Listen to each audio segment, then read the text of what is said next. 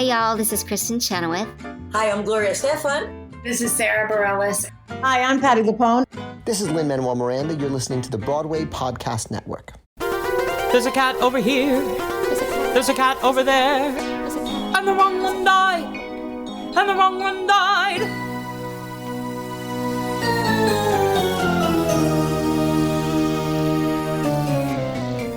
Welcome to The Wrong Cat Died, the podcast breakdown of the catastrophe. I'm your host, Mike Abrams, and today we have another amazing guest.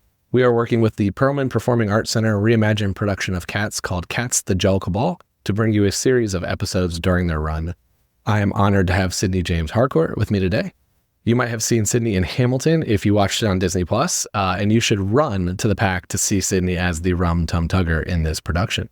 So welcome, Sydney, and thank you for joining me. No, thanks for having me. So I want to ask, as the theater person, I've talked to mostly ballroom people so far, how much Cats knowledge did you have before this? Was this something that you knew a lot about as the show? Or, I mean, obviously people know Cats, but how deep was your Cats knowledge before getting the Tugger role? It was as deep as me knowing Barbra Streisand's version of Memory, like, very well. And that's about it. I remember the commercials from the 80s, and I just never had it on my radar as something. It seemed a little silly. Yeah, for sure. So this isn't, like when I talk to people who've done the theater, the musical theater version, a lot of times it's like they grew up dancing it or they grew up singing it and they had the VHS. But your production, a lot of the cast has kind of like not known it as in detail, which has been great because I think it allows you to bring a different flavor to the story and tell it in a way that's kind of unique. So how much, when you started and you got the role, how much like Cats history did you all go through to bring this to life in a different way? I would say officially none. None. Okay. Yeah, we really concentrated on delving and immersing ourselves into the history of ballroom and the history actually of Cats and the show. I did some of that work on my own. I mean, there's a lot of things about the show that I think are well known, that it was the longest running show on Broadway for a long time. And for sure, that it was this 80s phenomenon. It's one of the big, Andrew Lloyd Webber scores. But beyond like those facts, I didn't know, and I would say still don't know a lot of Cats history. I feel like, all of us in theater know Betty Buckley, and, she was sort of, for us in a mainstream way, the emergent star of that. Yeah. But to go back and listen to it and do some work on my own, I was like, oh, he was in that? He directed this? This Broadway royalty was in this? So a lot of things, I think, later kind of dawned on me about the piece as I, became more familiar with it. But even with the music, I listened to different versions of the songs that I sing in the show. But I really let it almost be like a new show. Like, I learned the music from William Waldrop. He taught it to us, and that's how I know it. Before that, like, I truly never thought I would be jamming out to Jellicle songs for Jellicle Cats. You didn't realize that was going to hit your playlist. No idea that was to wake up to. Yeah, 24. So on the flip side of that, though, you said that you talked a lot about the ballroom culture. So how was that, like, history and lessons learned from you, especially learning it from people that are deeply, I mean, you had like Hall of Famers and icons from the ballroom community in your cast. So what was that part of the experience like for you? It was epic. In the workshop, meeting Junior LaBeija and having him in the room and have him tell us stories of what it was like with Pepper LaBeija, and not just to watch a video documentary, but to hear it from the mouth of an icon. Yeah. It felt like one of those opportunities that you don't normally get when you're experiencing the history of a cultural phenomenon. The legacy of almost what feels like civil rights in what ballroom has brought to the LGBTQIA plus community. And I was in awe of every second of interaction with Junior and the people from the community who wanted to really share and wanted to really make sure we understood that it was a chance for them to live the life, to put on the life of what non-marginalized people experienced. And that really resonated with me. Yeah, one of the most interesting parts as someone who doesn't know ballroom culture as well as I know cats and theater was getting to see Junior's Gus, because that is Junior's a legend, and on the stage they are Gus. Like they could not be more of the Gus character, and to get to see Junior in their element is incredible as a moment. So it's like one of the things that when we walked out, me and my producer Alan, who we were talking about the show as we were leaving, and that was one of the moments where I've argued for ages I think Gus is the correct Jellicle choice and like the logical choice. And I was like, well, nope, Junior's not ready. Junior's got more time on that catwalk and owning that moment. But it's just a piece that everyone who goes to see this, especially the cats people that go to see this, are going to experience a different aspect of the ballroom culture that they probably don't get exposed to as much, or something that I definitely didn't get as exposed to as much. So to hear your behind the scenes version of that is amazing to hear, because you got to not just see it on stage, you got to live it during the workshops and the rehearsals and everything else in between. Yeah, it revealed a lot to me about myself, learning about the specific categories and what they meant and how people fit into them. And, as you just mentioned, Junior is Gus. Yeah. Junior is Gus. It was almost as if it was written for him and was waiting all of this time. And in that same sense, in the way our version is portrayed, I am Tugger. I didn't realize what realness meant to me, how it had shaped my life. That even though I wasn't in a ballroom house and that I had never walked a realness category, I have been performing realness and walking the category my entire life, since people first started saying, hey, don't cross your legs like that. Hey, you don't want to wave like that. And especially in the business of theater, for the longest time, you're not walking into rooms and just being your like fabulous gay self when you're trying to book a straight role in a show. You know that when you walk in, you've got to walk in this realness, and nobody, not one producer, nobody can clock you, or you're not getting that job, because they'll be like, oh, well, nobody's going to believe that he can, be with this girl. And the way that shapes you really dawned on me. And that realness wasn't just, this category that we walk for fun.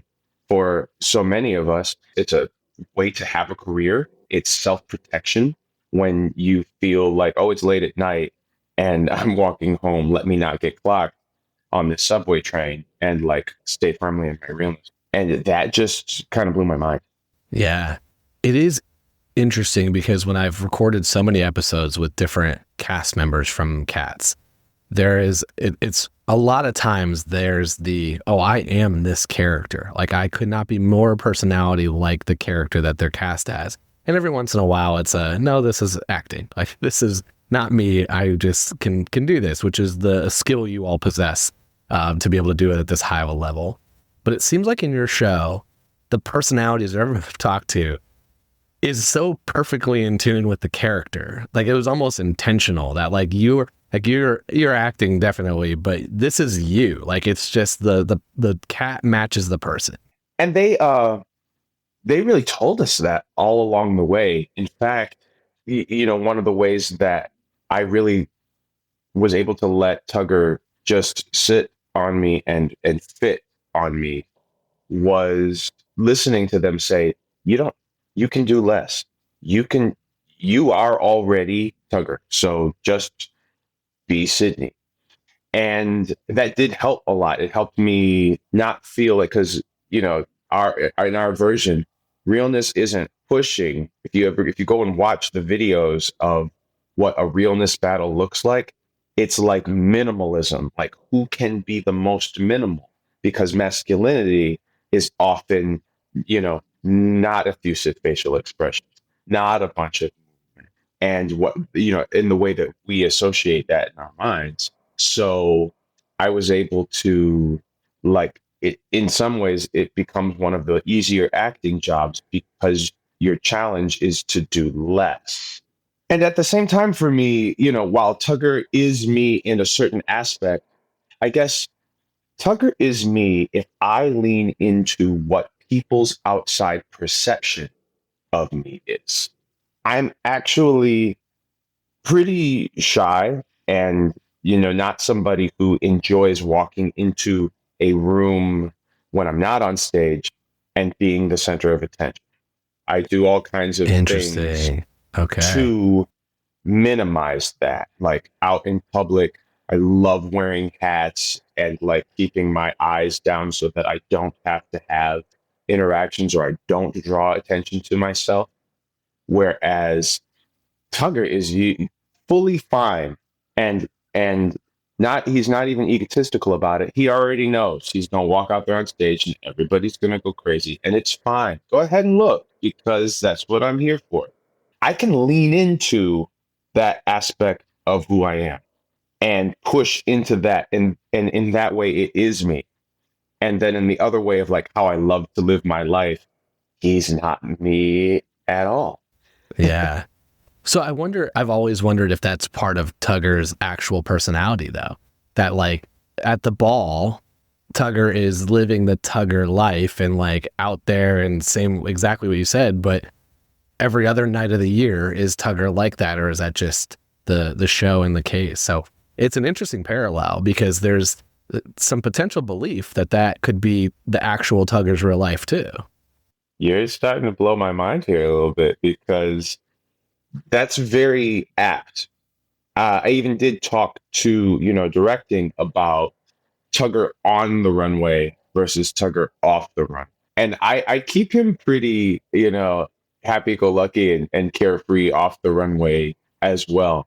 I think he, maybe it is an aspect of his personality. I think certainly, at least from what I've experienced from my own cat, Momo, who is very much a Tugger, that there are times when Momo wants to be the center of attention in a room when there's guests over, loves to hear conversation, loves to show off.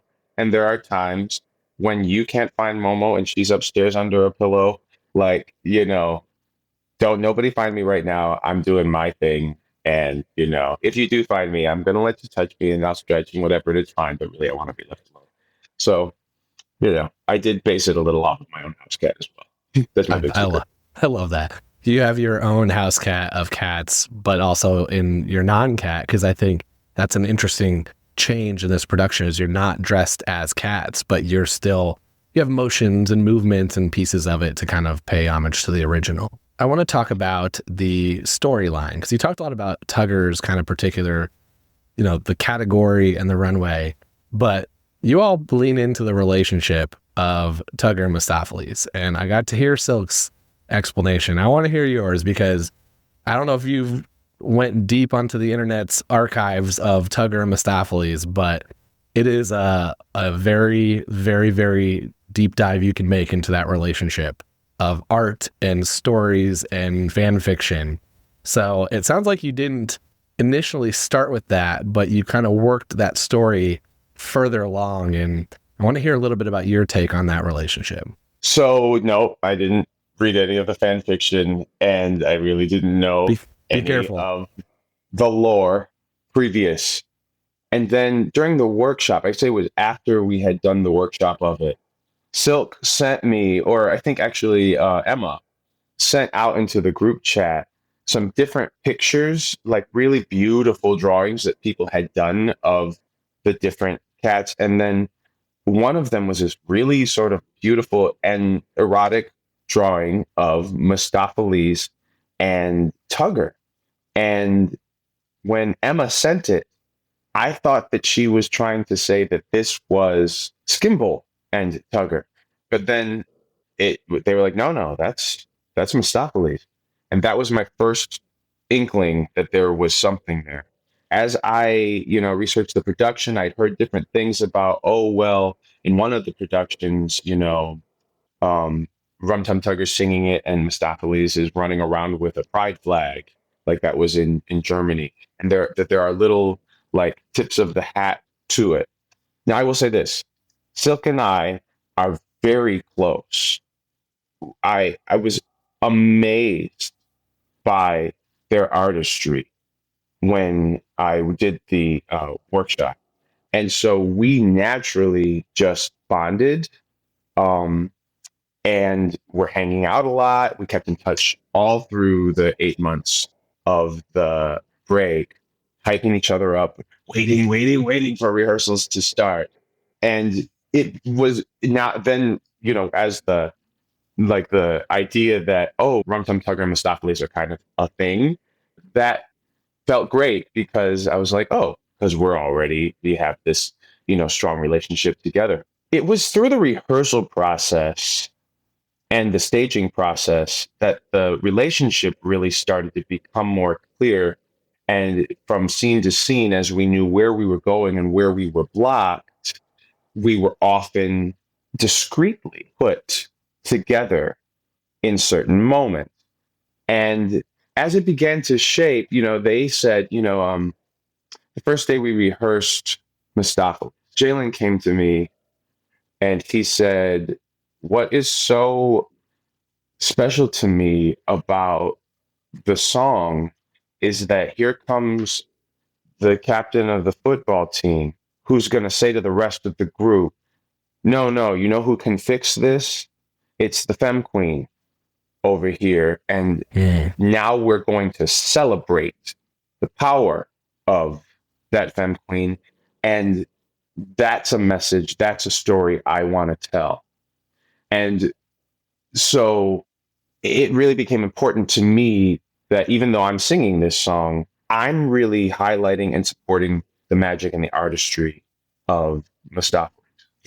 And as we kept getting towards like further and further along in the shows, getting more and more staged, they just kept adding little more tidbits. Like when we come out for moments of happiness, they said, so I want you guys to be standing, next to each other. And then it'd be like, oh, well, you know what? Actually, why don't you be arm in arm when you come out? And of course, we love that because we love anything subversive. And we love being together on stage. And I would say there's some things I shouldn't reveal right now. Yeah, if we don't want to spoil, we don't want to. There's we don't want some to spoil spoilers I don't want to get. Some moments that I have teased, I would say, for sure, for a lot of people. I would say by the end, it was really a all hands on deck kind of effort. Jalen and Bill would come with notes. Our amazing assistant director Cooper would come with notes and like have little moments, either questions of, hey, so what are you and Mistoffelees thinking in this moment? And then they just gave us license to do what we wanted to do and tell the story that we want to tell. And in club life, you want to be with the baddest bitch in the room. For me, that's Mistoffelees. That's Silk. So when it got to a point when we were in the in the tech and we're like running things, we just started making up our own moments of let's tease this, let's tease that. As far as that big spoiler that I'm not going to reveal right now, that happened. That happened one night during Mistoffelees. We were singing, and there's just this really passionate lyric. The way I sing, Mistoffelees, it feels like a sexy, like son of a preacher man rock romp, and I really leaned into that. And then on the right after that run, the director came over to me and he whispered in my ear and he said, "Do this, and don't tell anybody you're going to do it." And so I did it in front of the audience that night, and the response was like what I have seen from like Michael Jackson concerts when he comes out on stage. And we were like, okay, that's the choice. This is it. And that's how the relationship developed. And I would say now that we've got the show, it's our own now and it's open, it continues to deepen. We continue to find things, as one does, over the course of a run. And who knows, in another week, we might have even more. So you hit the nail on the head with the history, which is it starts, I believe, from Tugger singing in the lyric and Mistoffelees having Rainbow, especially like in the movie, the 1998 VHS, they put some added graphics in and they did some stuff. So there was that belief that could happen. And there's staged together a lot, like you said. And then I think it just took off because it was it's a fun thing to draw. It's a fun thing to write about. Like it's a relationship that it's almost polar opposites in the stage production of personalities. To see the two together and to see that relationship is fun. It works. And so I was in the second preview is when we came, and I had the same reaction. Like to the thing that's gonna happen, and that was the one. Everyone's gonna come see it. Was that the first time? That was the first time. Okay, well, I was in the audience, and the crowd erupted, and everything that happens, you will know immediately what we're talking about when you go see this. And I turned to Alan, the producer, who was sitting next to me, and I was like, "Oh boy, Tugger Mistoffelees, like it's Tugoffelees, however you want to say it. There's a whole page devoted to it." I was like, "This is just amplified." Oh, that is amazing. This is exciting because now I'm going to go down this rabbit hole. Thank you, everybody out there, for all of the fan fiction. Yeah, and honestly, the artists, I have been highlighting some artists on my social media pages because the artists are incredible. There are some really talented just drawers and people who are graphic designers who are doing stuff in the Cats universe, and it's really cool. A lot of them are erotic Tugger Mistoffelees, but there's also plenty of wholesome and non-erotic stuff as well. But the amount you will get if you let the Cats fans, if they know that you are into this, I promise you your DMs will overflow with different Tugger Mistoffelees art that will come your way. Well, calling all fans, I'm into it. So get in my DMs. Okay, we will send some your way. I know there's a couple that are super into this that will be the first ones to send you stuff.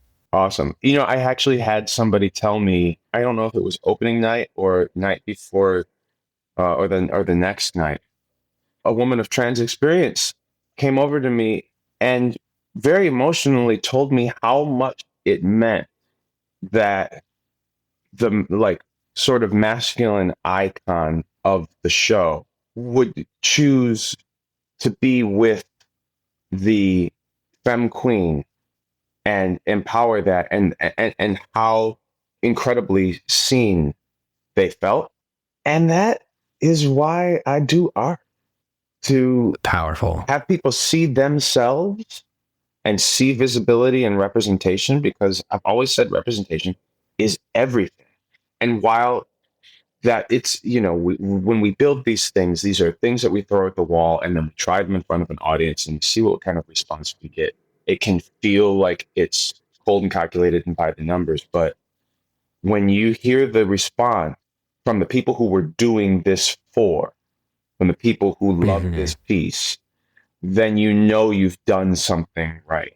And that's what feels so good.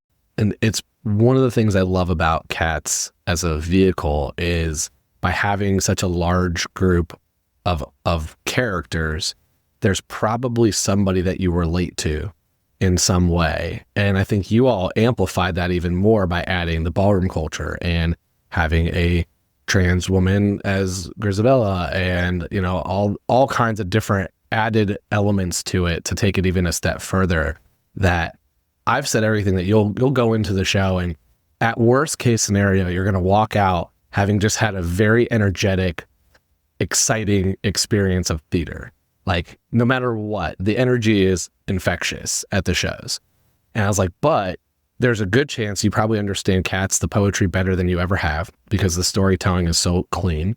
I was like, you're going to see incredible dancing and learn about the ballroom culture that you probably maybe didn't know as much about, and just have a good time. And so I've loved this production. I've loved seeing that the reception of it has been so strong, because it is, you know, when you go into something that's different and unique, but on a piece of material that's been around for so long, it's, you never know, like, it's hard. And so the people and crowds embracing this has been unbelievable.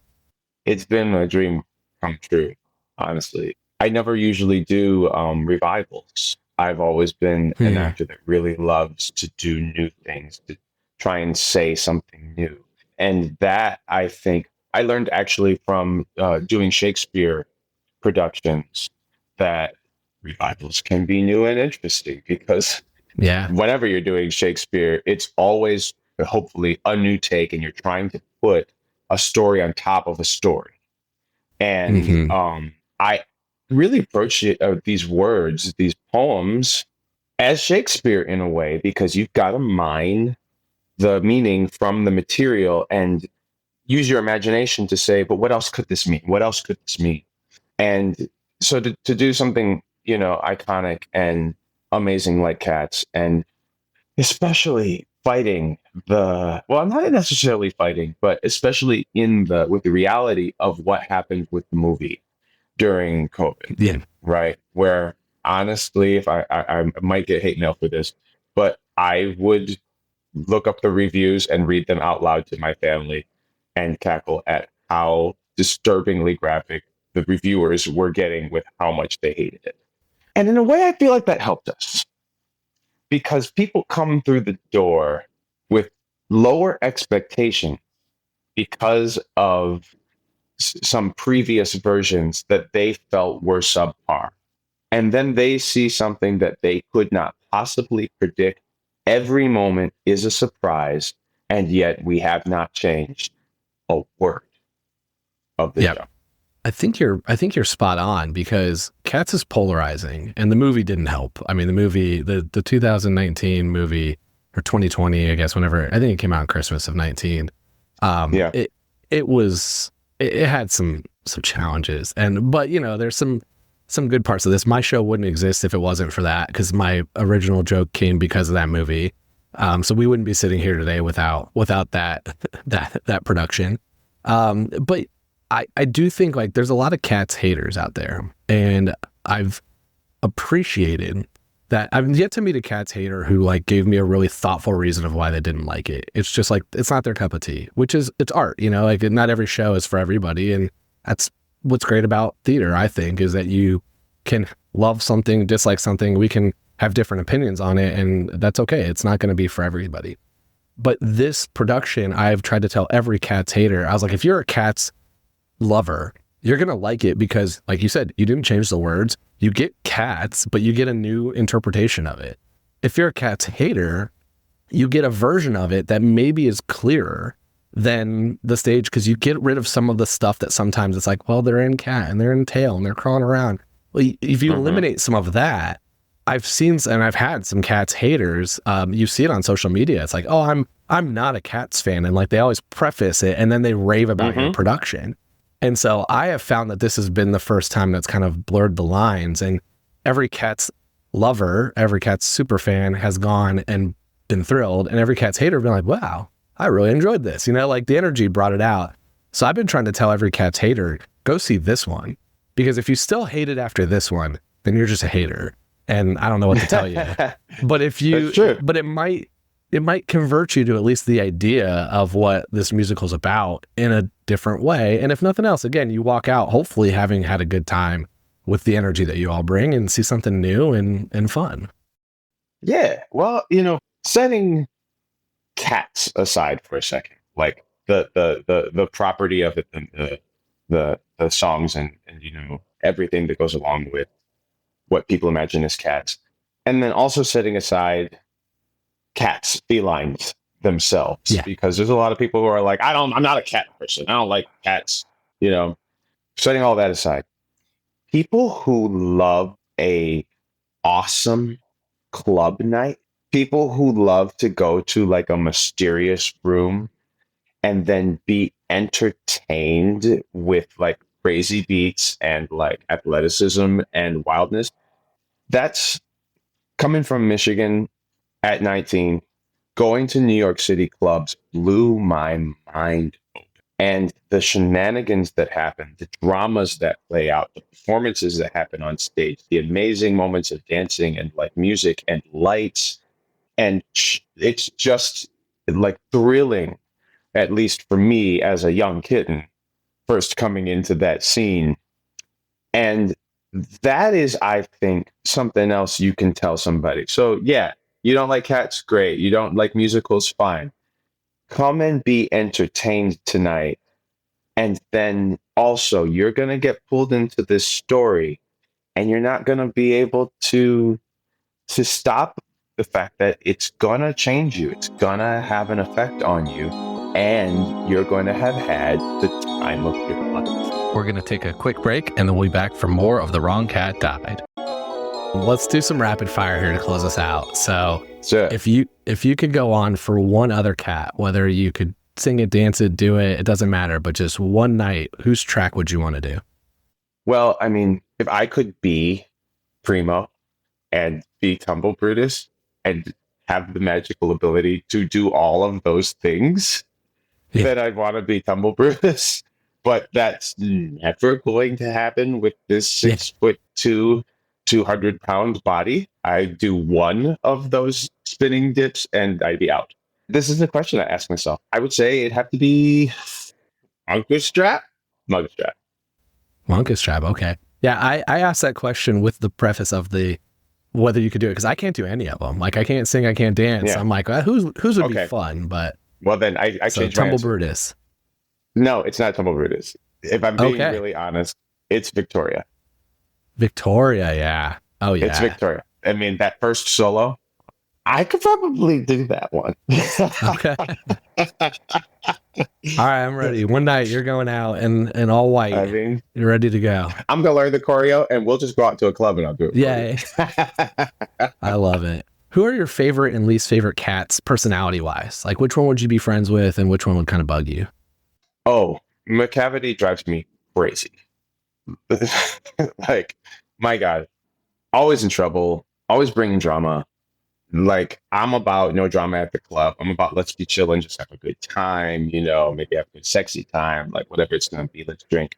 Cavity is just self-aggrandizing drama and I can't deal with it. Love it. Who's your favorite?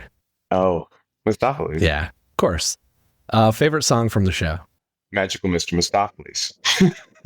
Okay, so I've been trying to figure out, because I love that there's the House of Glamour. So if Tugger was leading a house, what would Tugger's house name be called?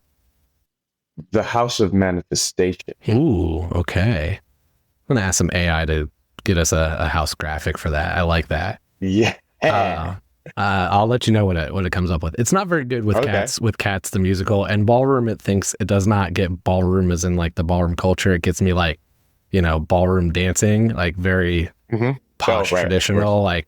So I've tried a couple times and nothing's been great yet, but we'll see. I'm gonna send that in there. Okay, most important question. I've argued at length. I don't think Grizabella is the right Jellicle choice. So I want to hear, who is your Jellicle choice and who would you pick and why? I hear you on Grizabella not being the right Jellicle choice. In our production, I guess, one thing I've never understood, period, is when does Deuteronomy get to be the Jellicle choice? Right. He's got to go eventually.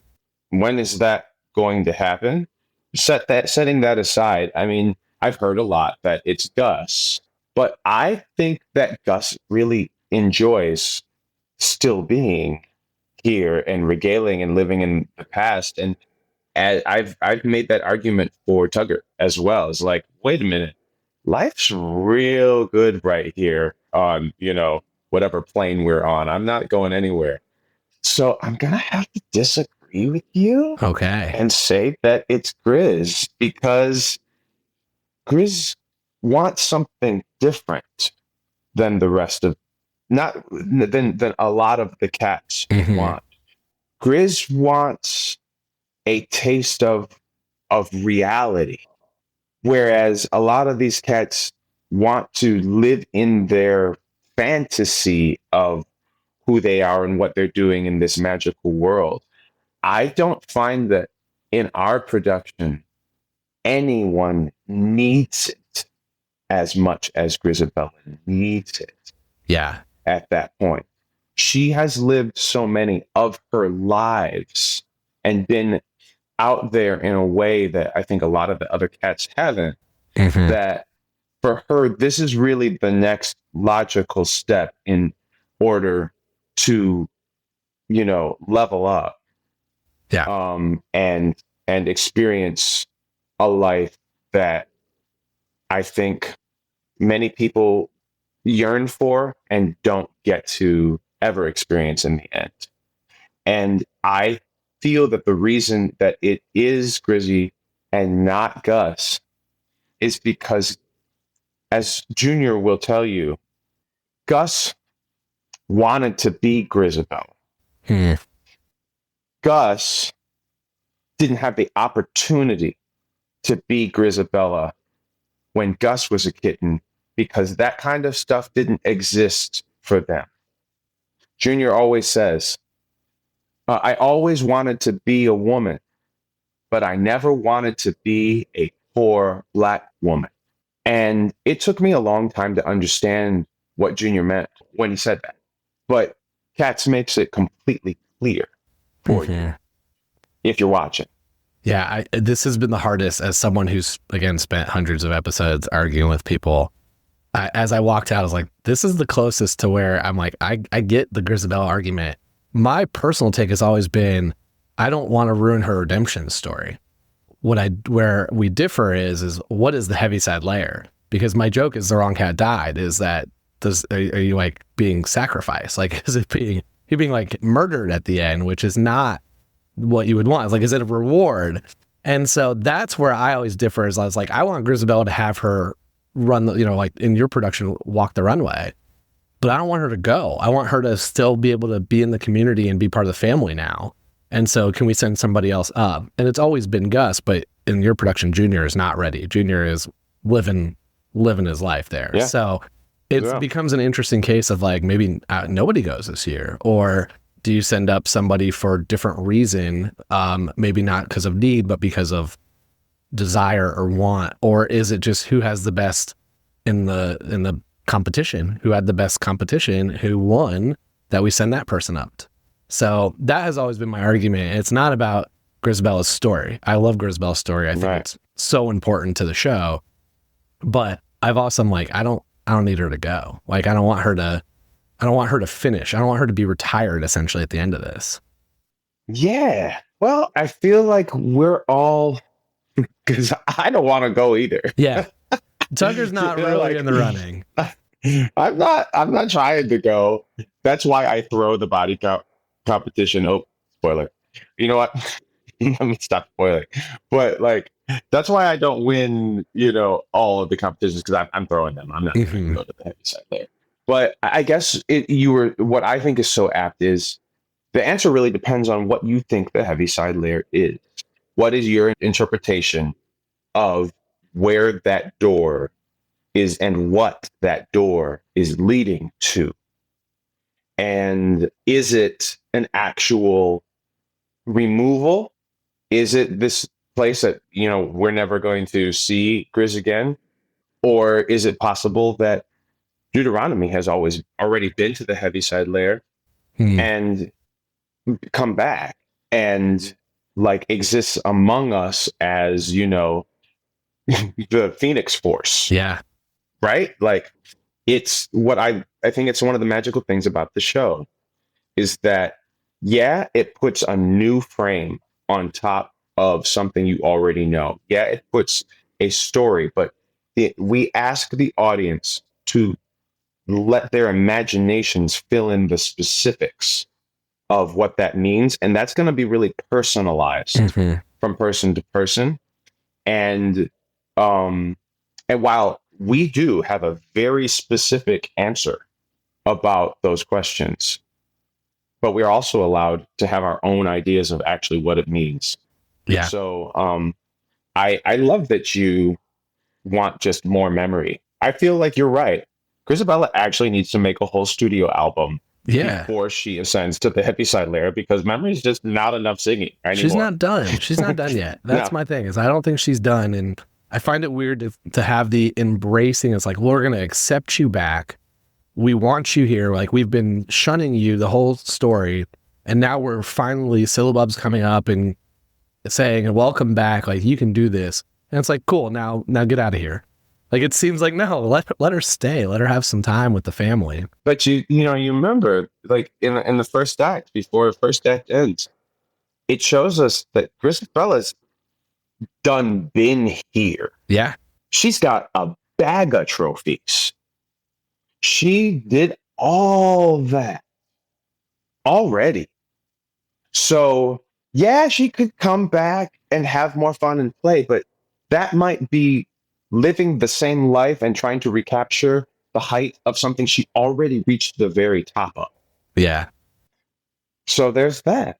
There is, but as I've seen, we could go at this all day. I've seen a lot of musicians and artists do their world tours at the end and trying to relive it. So there is a moment where you've got to hang it up. But again, your production is the closest I've ever been to. I'm not changing the podcast name. We're not haven't officially converted me over, but I did pause and I was like, I get this one. I get this one a lot more than I have the other stage productions I've seen. Yeah. And you're giving me food for thought too. I mean, we're always thinking about, I think about it every night, to be quite honest. Like, the story really does mean a lot. And it's more than just a sarcastic name. It's a great question about who should really be the Jellicle choice. And that's going to be different for every person who identifies with a different kind of cat. And then if they should take that, and if it's a blessing or if it's not.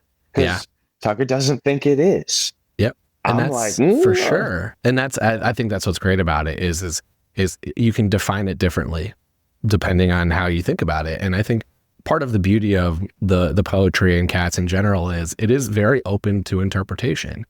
And it gives, everybody can pull a little bit of themselves into it and figure out a piece of this, but it's also not going to be clearly stated for everybody. It's why I'm able to do this show, is I can ask, I learn something new on this show almost every episode that I'm like, I never thought about it from that angle. And that's, I think, really cool that, a lot of other stuff, it's like very clearly told. You're pointed into the direction of where they want you to go. And here, as you even said, all these little moments that are happening on the sides, or you're in the audience part of the times, like all those things, you can't see it all when you're in there. It's why people go back so often. And so you have the ability to have those little pieces that, like, if you catch the right moment, the right look, the right thing, it could totally change your perception of how you interpret the story. And I love that about that. I love that the world is so open, and it's not a follow the storyline from A, B, C to D, and then here's the ending. Yeah. Well, I have talked to people who have seen it on multiple nights who are like, oh my gosh, tonight I saw this interaction between such and such that I couldn't see in the seat I was in before.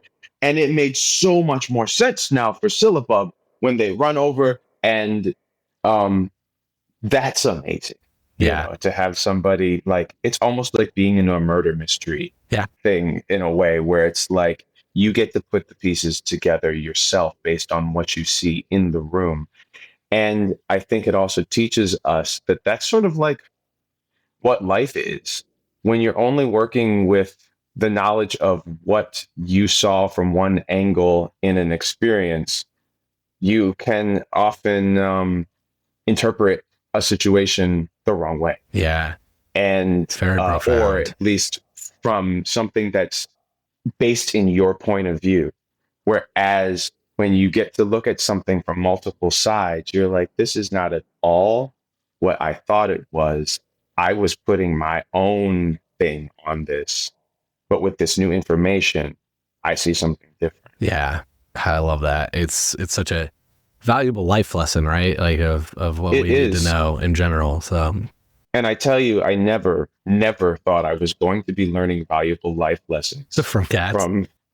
From the production of Cats. I mean, truly, having done Hamilton, one of the most amazing things I experienced night after night after the show was the profound sense of enlightenment that audience members would walk out of there with. And a lot of it was generally about, I've got to do more with the time that I have here.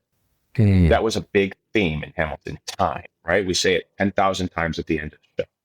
And that I would see it inspire people. I would see that. And even reading the book and reading the story of Alexander Hamilton, I was moved to do more with my time, and was inspired that, like, the harder I pushed, the more things would happen.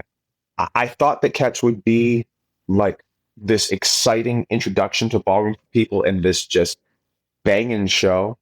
But what I've come to find is that there are so many people who have tears streaming down their face at various points in the show, and who come and tell me, like, this was so inspiring me. It's so inspiring.